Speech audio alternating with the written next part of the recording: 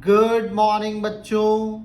इस वीडियो में हम electrostatic potential due to a conducting sphere से रिलेटेड बहुत सारे न्यूमेरिकल्स करेंगे ताकि हमारा कॉन्सेप्ट अच्छे से क्या हो जाए, सॉलिड हो जाए। तो बच्चों मैंने कुछ क्वेश्चंस पहले से लिख के रखे हैं। मैं चाहता हूं आप क्वेश्चन नंबर 1 को पढ़ो और एक बार पहले इसको खुद से बनाने की कोशिश करो। क्वेश्चन नंबर 1 में लिखा है अ conducting sphere of radius r is given a charge q। एक कंडक्टिंग स्फीयर है जिसमें चार्ज q दिया गया है। The electric potential and electric field at centre of the sphere is, मतलब आपको पोटेंशियल भी निकालना है और इलेक्ट्रिक फील्ड भी निकालना है सेंटर ऑफ स्फीयर पे। ओके, ये क्वेश्चन नीट में पूछा हुआ क्वेश्चन है बच्चों। तो हम जानते हैं कि इलेक्ट्रोस्टैटिक कंडीशन में किसी भी कंडक्टर के अंदर इलेक्ट्रिक फील्ड कितनी होती है, जीरो होती है। तो अंदर इलेक्ट्रिक फील्ड क्या होगी, जीरो होगी। ओके, और किसी भी कंडक्टिंग स्फीयर के कारण जितना पोटेंशियल उसके सरफेस पे होता है उतना ही पोटेंशियल उसके अंदर होता है, क्योंकि जो आपका कंडक्टिंग स्फीयर है वो एक इक्वी पोटेंशियल सरफेस है। तो हम जानते हैं कि सरफेस पे किसी भी स्फीयर के कारण जो पोटेंशियल होता है उसका फॉर्मूला होता है 1/4 pi epsilon not charge upon radius. Okay, तो यहां पे पोटेंशियल की वैल्यू आएगी Q/4 pi epsilon not R, because R यहां पे रेडियस दी गई है और इलेक्ट्रिक फील्ड क्या होगी, जीरो। तो किस ऑप्शन में दोनों दिख रहा है, तो इसमें दिख रहा है potential is Q/4 pi epsilon not R और इलेक्ट्रिक फील्ड कितनी है बच्चों, तो जीरो है। तब अब नेक्स्ट क्वेश्चन, एक मिनट पढ़ो। शुरू के 3 क्वेश्चन इंट्रोडक्टरी हैं। A hollow metal sphere of radius 5 centimeter is charged such that potential on its surface is 10 volt. Okay, एक हॉलो मेटल स्फीयर है जिसके सरफेस में आपको पोटेंशियल कितना देके रखा है, 10 वोल्ट्स देके रखा है। ओके, अब आपको पोटेंशियल कहाँ निकालने बोला है, सेंटर पे निकालने बोला है, मतलब अंदर पे निकालने बोला है। तो अभी मैंने आपको बताया कि एक कंडक्टर क्या होता है, इक्वी पोटेंशियल सरफेस होता है। जितना वोल्टेज, जितना पोटेंशियल उसके सरफेस पे होता है उतना ही पोटेंशियल उसके कहाँ होता है, अंदर पे होता है। तो यदि बाहर 10 वोल्ट है तो मतलब सरफेस पे यदि 10 वोल्ट है तो अंदर भी क्या होगा, 10 वोल्ट होगा। तो इसका आंसर होगा 10 वोल्ट। ठीक है, शुरू के 3 क्वेश्चन इंट्रोडक्टरी हैं, ये आपका कॉन्फिडेंस बढ़ाएंगे। ठीक है, नेक्स्ट क्वेश्चन स्क्रीन में आ गया है। नेक्स्ट क्वेश्चन एक बार देखते हैं। A spherical shell of radius 10 centimeters is given a charge। एक spherical shell है जिसकी रेडियस कितनी है, 10 सेंटीमीटर है, उसको चार्ज दिया गया है। If potential at distance of 5 centimeter, 10 centimeter and 15 centimeter from center of sphere B, V1, V2 and V3। Okay, आपको सेंटर से 3 डिस्टेंस दे के रखे हैं, एक 5 सेंटीमीटर पे, एक 10 सेंटीमीटर पे और एक 15 सेंटीमीटर पे, और आपको पोटेंशियल को क्या करना है, कोरिलेट करना है। तो हम जानते हैं, अभी तो हम कंडक्टिंग शेल के ही बारे में पढ़ रहे हैं। ओके, कंडक्टिंग शेल के अंदर जो पोटेंशियल होता है वो इसके सरफेस पे होता है। जितना कंडक्टिंग स्फीयर के कारण जो पोटेंशियल उसके अंदर होता है वही कहाँ होता है, उसके सरफेस पे होता है। ओके, अब रेडियस दी आपको 10 सेंटीमीटर, मतलब 5 सेंटीमीटर वाला जो पॉइंट है वो अंदर होगा, 10 सेंटीमीटर वाला कहाँ होगा, सरफेस पे होगा। ओके, तो जितना पोटेंशियल 5 सेंटीमीटर पे होगा उतना ही कितना होगा, 10 सेंटीमीटर पे होगा, क्योंकि अंदर पे और सरफेस पे पोटेंशियल क्या रहता है, सेम रहता है। ओके, 5 सेंटीमीटर में V1 लेने बोला है, 10 सेंटीमीटर में V2 लेने बोला है। ओके, तो मेरे को पता है अंदर में और सरफेस में पोटेंशियल सेम रहता है, इसलिए V1 और V2 क्या होंगे, सेम होंगे। ओके, अब 15 सेंटीमीटर, क्योंकि 15 सेंटीमीटर दिया है तीसरा पॉइंट का डिस्टेंस और रेडियस 10 सेंटीमीटर से है, मतलब जो इस बार आपका ऑब्जर्वेशन पॉइंट है वो कहाँ है, बाहर है, स्फीयर के बाहर है। तो स्फीयर के बाहर जो पोटेंशियल होता है वो सरफेस और अंदर के कंपैरेटिवली हमेशा क्या होता है, कम होता है। क्या होता है, कम होता है। तो इसका आंसर क्या होगा, V1 will be equal to V2 and they will be greater than V3। Okay, तो ये रहा। ओके, क्योंकि जैसे जैसे आप दूर जाओगे स्फीयर से पोटेंशियल क्या होते जाएगा, कम होते जाएगा। आउटसाइड पॉइंट के लिए पोटेंशियल सरफेस के कंपैरेटिवली हमेशा क्या रहता है, कम रहता है। आप इसका ग्राफ भी याद कर सकते हो, हमने इसका ग्राफ बनाया था कुछ ऐसा। ओके, सॉरी यहाँ टच हो गया, कुछ ऐसा हमने ग्राफ देखा था। ओके, ये पॉइंट था आपका x equal to R। Okay, मतलब जब तक डिस्टेंस फ्रॉम सेंटर की वैल्यू रेडियस नहीं हो जाती है तब तक पोटेंशियल क्या रहेगा, सेम रहेगा। उसके बाद पोटेंशियल क्या होते जाएगा, कम होते जाएगा। ठीक बच्चों, तो ये 3 इंट्रोडक्टरी क्वेश्चन थे आपका कॉन्फिडेंस को बूस्ट अप करने के लिए। Next question. ओके, वीडियो को 1 मिनट पॉज कर लो, क्वेश्चन को पढ़ लो। क्वेश्चन में क्या लिखा है, 2 स्फेरिकल कंडक्टर्स हैं, ठीक है, रेडियस भी दे दिया 1 mm और 2 mm, ठीक है, दोनों सेपरेटेड हैं कितने सेंटीमीटर से, 5 सेंटीमीटर से, ओके। उसके बाद उनको एक कंडक्टिंग वायर से ज्वाइन कर दिया है, कंडक्टिंग वायर से ज्वाइन कर दिया है, ओके। तो अपने को पता है जब 2 कंडक्टर्स अलग अलग पोटेंशियल पे होते हैं और उनको यदि हम लोग कंडक्टिंग वायर से फ्लो क्या बोलते हैं कनेक्ट करें, जब भी 2 कंडक्टर्स जो अलग अलग पोटेंशियल पे होते हैं उनको यदि मैं कंडक्टिंग वायर से कनेक्ट करूं तो चार्जेस क्या करते हैं, फ्लो करते हैं। चार्जेस क्या करते हैं, फ्लो करते हैं। कब तक फ्लो करते हैं, जब तक पोटेंशियल डिफरेंस क्या ना हो जाए, जीरो ना हो जाए। जब तक पोटेंशियल डिफरेंस क्या ना हो जाए, जीरो ना हो जाए। अच्छा, पोटेंशियल डिफरेंस जीरो होने का मतलब क्या है, जब तक दोनों का पोटेंशियल क्या ना हो जाए, सेम ना हो जाए, ओके। तो हमको पता है कि किसी भी स्फेरिकल शेल के कारण, किसी भी स्फेरिकल शेल के कारण जो उस पर पोटेंशियल होता है उसका फॉर्मूला क्या होता है, के इंटू चार्ज अपॉन उसकी रेडियस, ओके। तो ये 2 कंडक्टर थे, ठीक है। जैसे ही मैं इनको एक कंडक्टिंग वायर से ज्वाइन करूंगा, चार्जेस क्या करेंगे, फ्लो करेंगे, ओके। जब चार्जेस फ्लो करेंगे तो ऑब्वियस सी बात है किसी का चार्ज बढ़ेगा, किसी का चार्ज क्या होगा, कम होगा। तो मान लेते हैं इसका चार्ज बाद में हो गया Q1 डैश और इसका चार्ज बाद में हो गया Q2 डैश, ओके। और चार्जेस कब तक फ्लो करते हैं, जब तक पोटेंशियल डिफरेंस क्या ना हो जाए, जीरो ना हो जाए, ओके। मतलब दोनों का पोटेंशियल क्या ना हो जाए, सेम ना हो जाए। इसकी रेडियस को मैं 2 मिनट के लिए R1 ले लेता हूं और इसकी रेडियस को मैं 2 मिनट के लिए R2 ले लेता हूं, ओके। तो ये हो गया potential due to spherical shell का फॉर्मूला, ओके। अब चार्जेस फ्लो ना कब रुकेंगे, जब दोनों का पोटेंशियल क्या हो जाए, सेम हो जाए। तो इसका पोटेंशियल कितना होगा, तो K इंटू इसका चार्ज अपॉन इसकी radius, this must be equal to इसका पोटेंशियल कितना होगा, तो K इंटू इसका चार्ज अपॉन इसकी रेडियस। K कट गया, Q1 dash by Q2 dash will be equal to what, R1 by R2। पहले की रेडियस दी है 1 mm, दूसरे की रेडियस दी है 2 mm, तो आपका रेशियो कितना आ जाएगा, 1/2। कितना आ जाएगा, 1/2, ओके। आगे क्या लिखा है, then in equilibrium condition ratio of magnitude of electric field at surface, okay. आपको इलेक्ट्रिक फील्ड का रेशियो निकालना है सरफेस पे। तो याद करो electric field due to a conducting spherical shell surface पे क्या होता है, तो K into charge upon radius का स्क्वायर होता है, जहां पे R रेडियस है, ओके। सरफेस पे इलेक्ट्रिक फील्ड के मैग्नीट्यूड का फॉर्मूला होता है K इंटू कितना उसमें चार्ज है अपॉन रेडियस का स्क्वायर। आपको इलेक्ट्रिक फील्ड का रेशियो निकालने बोला है, मतलब आपको E1 बाई E2 निकालने बोला है, okay. That will be equal to what, K। अच्छा, इसमें चार्ज कितना हो गया, Q1 डैश, इसकी रेडियस में कितनी लिया था, तो R1, तो R1 स्क्वायर अपॉन K। दूसरे वाले में चार्ज कितना हो गया है, तो Q2 dash upon R2 dash, okay. थोड़ा सा इसको स्क्रीन में ले आते हैं, K कट गया, K कट गया, ये आपका क्या हो जाएगा, Q1 dash by Q2 dash into, यहाँ स्क्वायर लिखना भूल गया मैं, सॉरी, तो इंटू हो जाएगा R2 बाय R1 का होल स्क्वायर, ओके। तो हम पहले ही निकाल चुके हैं कि Q1 dash by Q2 dash किसके बराबर है, 1/2, और R2 बाय R1 बात मतलब दूसरे वाले की रेडियस है 2, पहले वाले की रेडियस है 1, तो ये हो जाएगा 2/1, इसका स्क्वायर करोगे तो 4 हो जाएगा।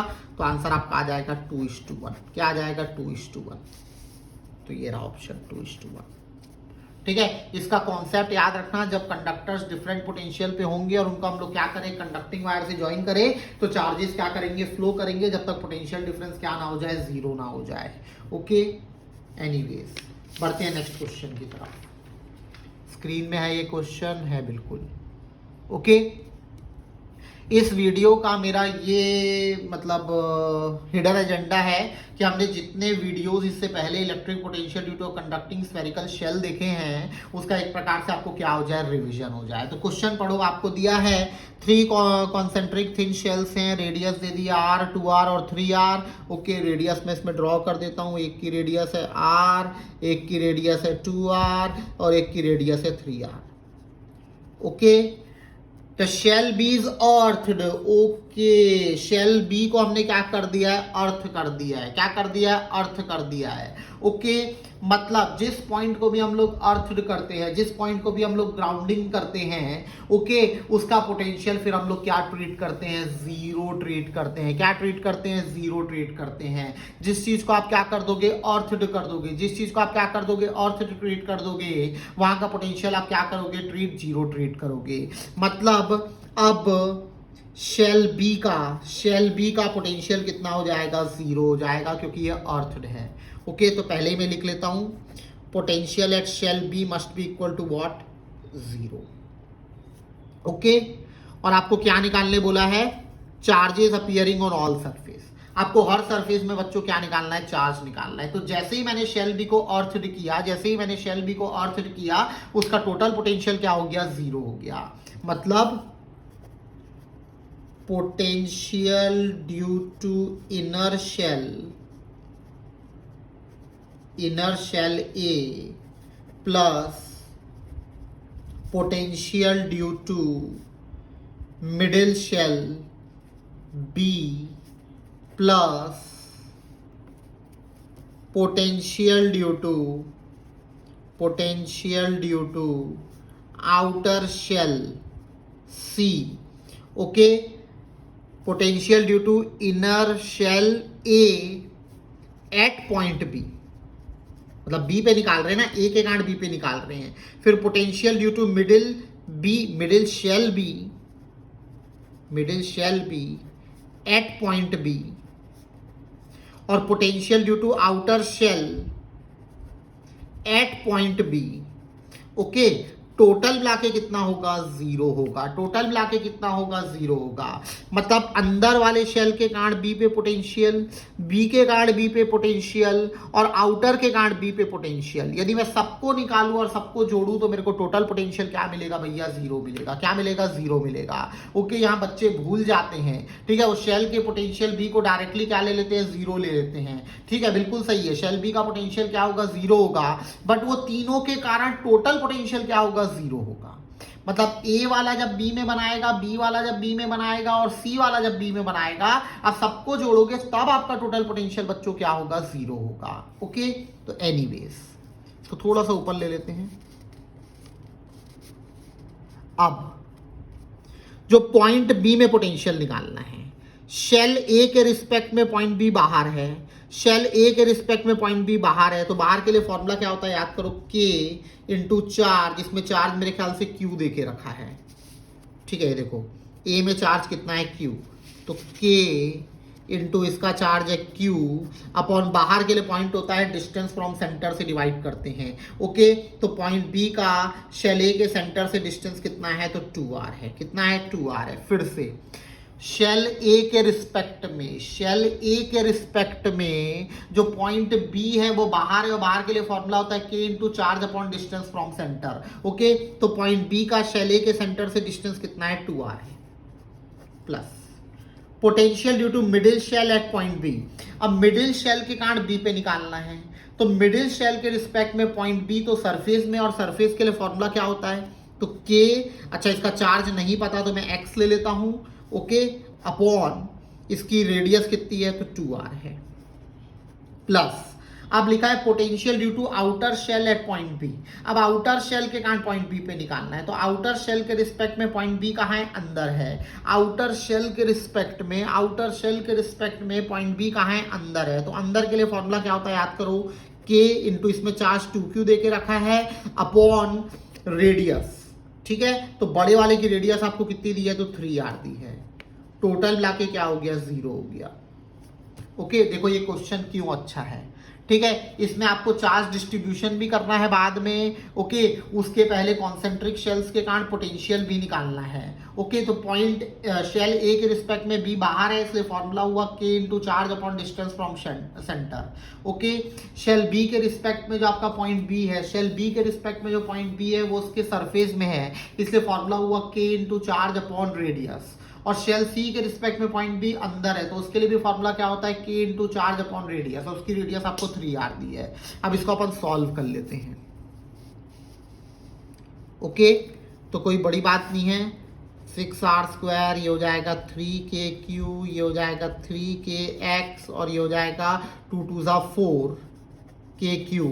टोटल मिला के क्या हो गया, 0 हो गया। ये इधर चला गया, के भी फेंका गया, ठीक है। 3q और 4q कितना हो गया भैया, 7q हो गया। 7q plus 3x equal to कितना हो गया, 0। तो यहाँ से x कितना आ जाएगा, तो -4q/3। कितना आ गया, -4q/3। ओके, अब ये बहुत सिंपल क्वेश्चन में कन्वर्ट हो गया है। तो इसके लिए मैं क्या करता हूँ, एक नया पन्ना ले लेता हूँ। ठीक है बच्चों,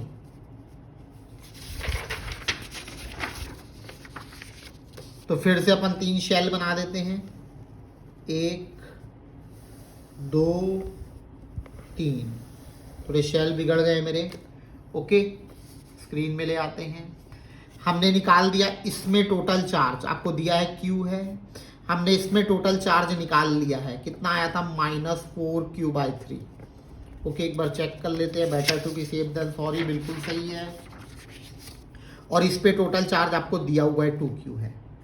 ओके, तो आप कॉन्सेप्ट याद करो, अंदर वाले के अंदर सरफेस में चार्ज कितना होता है, 0 होता है। टोटल चार्ज कितना है, q है, अंदर में 0 है, तो यहाँ कितना होगा q, क्योंकि q प्लस 0 करोगे तो कितना आएगा q। अब याद करो, अपोजिट फेसेस में इक्वल और अपोजिट चार्ज आते हैं, मतलब यदि यहाँ q है तो यहाँ -q आएगा। ओके, अब देखना ध्यान से, इसमें टोटल कितना है, -4q/3 है, -4q/3 है। ओके, मतलब यदि इसको मैं मान लूँ 2 मिनट के लिए लेटस से y और इसको मान लूँ z, मतलब ये नीचे वाले सरफेस में चार्ज y है और ऊपर वाले में z है, तो y प्लस z टोटल मिला के कितना होगा, -4q/3। y की आप वैल्यू निकाल लियो, -q plus z equal to कितना हो जाएगा, -4q/3। तो यहाँ से आपका z कितना आ जाएगा मेरे प्यारे बच्चों, z विल बी -4q/3 और ये प्लस q हो जाएगा। ठीक है, तो यहाँ से z कितना आ जाएगा, इट विल बी -q/3। ठीक है, मैं कुछ गलत तो नहीं कर रहा हूँ, इसका मेरे को फीलिंग आ रहा है मैं कुछ गलत कर रहा हूँ। एक बार चेक कर लेते हैं, रुक जाओ। ठीक है, यहाँ पे कोई दिक्कत है क्या, 3kq और 4kq। ओके, ये गलत हो गया ना, थोड़ा सा हो जाता है कभी कभी गलती इंसान से। तो ये हो गया 3, ये हो गया 4, तो ये 7q है, 7q है। ठीक है, तो 7q plus 3x equal to कितना हो गया, 0। तो यहाँ से x कितना आ जाएगा, it will be -7q/3। Okay, process पूरा सही है, कभी कभी कैलकुलेशन में छोटा छोटा क्या हो जाता है, गलती हो जाता है। तो एनीवेज, इसमें टोटल चार्ज हमारा कितना आया था, हमारा टोटल चार्ज कितना आया था, -7q/3। कितना आया था, -7q/3। तो स्टार्टिंग से एक बार देख लेते हैं। अंदर शेल के अंदर वाले सरफेस में चार्ज 0 होगा, अंदर वाले शेल के अंदर वाले सरफेस में चार्ज 0 होगा, तो बाहर में हो जाएगा q। ठीक, अब यदि यहाँ q है तो यहाँ क्या होगा, -q। ठीक, अब यहाँ वाले के चार्ज को y ले लिया, यहाँ वाले y को क्या ले लिया, z। तो यदि मैं y प्लस z करूँ, फिर से बना देते हैं यहाँ पे। ठीक है, यदि मैं y प्लस z करूँ तो मेरे को मिलेगा -7q/3। ओके, y की वैल्यू हम लोग निकाल चुके हैं, जो -q3, -q plus z equal to हो गया -7q/3। तो यहाँ से z कितना आ जाएगा, तो -7q/3 प्लस q, तो यहाँ से z हो जाएगा -4q/3। ओके, z की वैल्यू कितनी आएगी, -4q/3। ठीक, अब फिर से यदि यहाँ पे -4q/3 है, यदि यहाँ पे -4q/3 है, तो अपोजिट में क्या आएगा, 4q/3 आएगा। क्या आएगा, 4q/3 आएगा। ठीक, अब आउटर में आप आसानी से निकाल सकते हो। ठीक, तो ऊपर वाले को, बाहर वाले को कुछ ले लेते हैं, मान लो p ले लिया। ठीक, तो इन दोनों को ऐड कर देंगे। यदि 4q/3 प्लस p करूँ तो टोटल चार्ज मिलेगा, जो किसके बराबर है, 2q के बराबर है। तो यहाँ से p कितना हो जाएगा, 2q माइनस 4q/3, तो it will be what, 2q/3। It will be 2q/3। तो हमारा आंसर निकल गया। हमको क्या निकालना था, हर में क्या निकालना था, चार्ज निकालना था। ठीक है प्यारे बच्चों, तो आपका आंसर क्या आएगा, यदि मैं फाइनल कर दूं आंसर,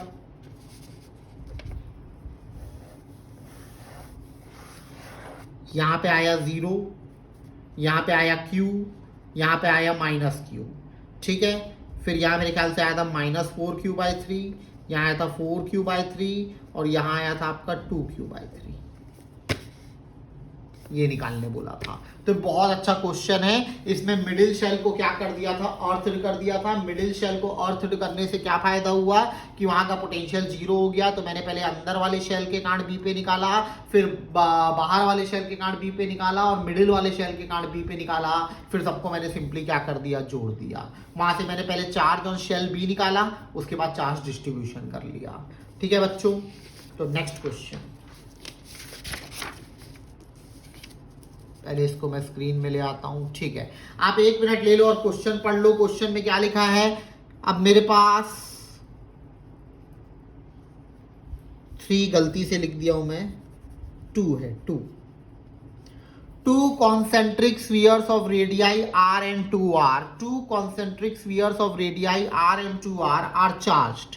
ठीक है, मेरे पास 2 स्फीयर्स दे दिए, चलो बना देते हैं भैया।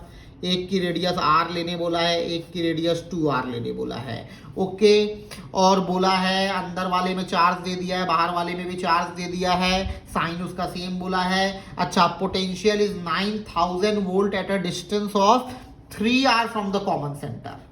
कॉमन सेंटर से 3r डिस्टेंस पे एक पॉइंट है जहां पे आपको टोटल पोटेंशियल दे दिया है 9000 वोल्ट्स का। ओके, कॉमन सेंटर से 3r डिस्टेंस, इसलिए आउटसाइड पे टोटल पोटेंशियल आपको कितना दे दिया, 9000 दे दिया है। ओके, और आपको r की वैल्यू निकालनी है। तो बहुत इजी क्वेश्चन है। मेरे को यहाँ पे पोटेंशियल निकालना है, तो पहले मैं इसके कारण यहाँ पे निकालूंगा, फिर इसके कारण यहाँ पे निकालूंगा, फिर दोनों को जोड़ दूंगा। ओके, अंदर वाले शेल के रिस्पेक्ट में पॉइंट बाहर है, बाहर के लिए फॉर्मूला क्या होता है, K इंटू इसका चार्ज अभी Q1 ले लेता हूं अपॉन डिस्टेंस फ्रॉम सेंटर, जो किसके बराबर है 3r, प्लस बाहर वाले शेल के रिस्पेक्ट में भी पॉइंट बाहर पे है, तो बाहर के लिए फॉर्मूला क्या होता है, तो K इंटू उसका चार्ज Q2 अपॉन फिर से डिस्टेंस फ्रॉम सेंटर किसके बराबर है, 3r के बराबर है। किसके बराबर है, 3r के बराबर है। ओके, दोनों शेल के रिस्पेक्ट में जो पॉइंट है वो बाहर में, और बाहर के लिए फॉर्मूला होता है K into charge upon distance from centre. Okay, इस टोटल को क्या लेने बोला है आपको, 9000।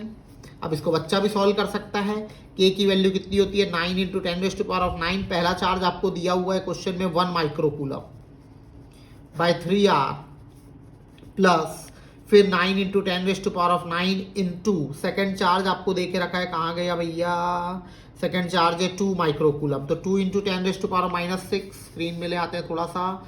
ठीक है, अपॉन 3r, टोटल आपको क्या लेने बोला है, 9000। अब तो सिंपल कैलकुलेशन है, एलसीएम ले लो, 3r हो गया। ठीक है, और ये हो जाएगा आपका 3 into 9 into 10⁻⁹ into 10⁻⁻⁶ equal to 9000। Okay, अब इसको सॉल्व कर लेते हैं। 3 कट गया। ठीक है, 9000 नीचे आ जाएगा। ओके, तो 9 इंटू 10⁻⁻ कितना बचेगा, ये 3 अपॉन 9000 को भी क्या लिख सकते हैं, 9 इंटू 10⁻³ इक्वल टू r। तो ये दोनों कट गया, तो r कितना आ गया आपका, 1 मीटर। बहुत सिंपल क्वेश्चन।